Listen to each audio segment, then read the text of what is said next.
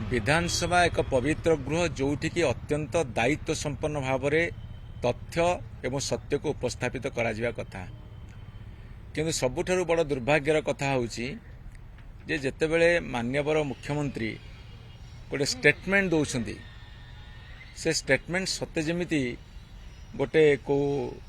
गुली खटी बसी देला भाया दौरान मुझे कथा कहले ये जे से कहले जे गत सरकार रे सब चाकरी गुड़ाक 25-30 लाख टका बिक्री होता मोर तांको प्रथम प्रश्न हम 6 मास सरकार गला आपण पाखे प्रभुत्व क्षमता अच्छी से कथा को बाहर करा जाऊ। द्वितीय कथा है जदि तत्कालीन सरकार आउ गोटे दलर थिला केंद्र तुम सरकार अच्छी जमिति वेस्ट बेंगल शिक्षक दुर्नीति है सेठी केंद्र सरकार हस्तक्षेप कले एवं शिक्षक दुर्नीति को पदाक आने को चेष्टा कले फलाफल कौन हम से भविष्य कह सेठी मध्य तुम्हें विरोधी दल एठी थिल केंद्र सरकार थिल तुम्हें से पंथा अवलंबन करि पारि थांत सेते बेले कल नहीं। वर्तमान सरकार को आसिल जो लक्षाधिक हजार हजार लक्ष रु अधिक पिला विभिन्न क्षेत्र में नियुक्ति पाई धरतु ओपीएससी द्वारा रिक्रुटमेंट है ओएस चाकरी कर ओएफएस चाकरी कर ओआरएस चाकरी कर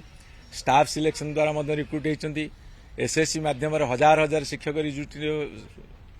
एसएससी माध्यम हजार हजार शिक्षक मध्य रिक्रुटमेंट होती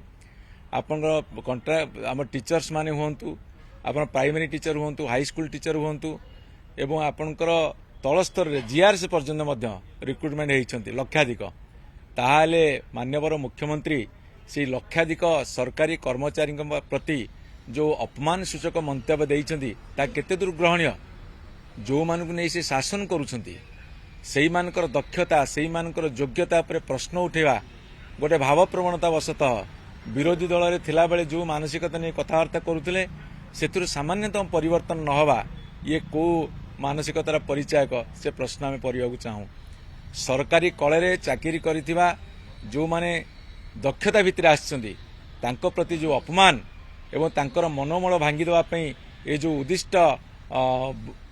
उक्ति वक्तव्य ता कहूनी मते ग्रहणीय नुहे कौन मते ग्रहणीय नुहे कि स्पृहणीय नुहे तेणु ताको विरोध करा जाउची। जदि तांको पाखे किसी खबर अच्छी किसी तथ्य अच्छी सी तो ओडिशार वर्तमान मालिक तेणुकर सी तदंत करंतु एवं तदंत कर सामना को आणंतु एवं प्रमाण कर दियंतु जेते सबू नियुक्ति दिया ता सबू भूल। नवीन पटनायक सरकार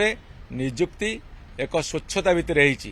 आउ जो मैंने सब आसी आपण मान माननीय गणमाध्यम सदस्य मैंने से जाई पचारंतु जो मैंने सेक्रेटरी आरंभ करी गाँव जीआरसी पर्यंत जो मैंने ओएस ऑफिसर टू आरंभ करी तल स्तर VL लेवल पर्यंत पंचायत एक्जिक्यूटिव ऑफिसर पर्यंत आपण जाई पचारंतु ताले जानिबे सत्य कौन। किंतु गोटे राजनैतिक बयानबाजी भितर लक्षाधिक नियुक्ति पाइथिबा युवक युवती मान भितर नैराश्य खेल देवार कौन नैतिक अधिकार आम मानकर नहीं।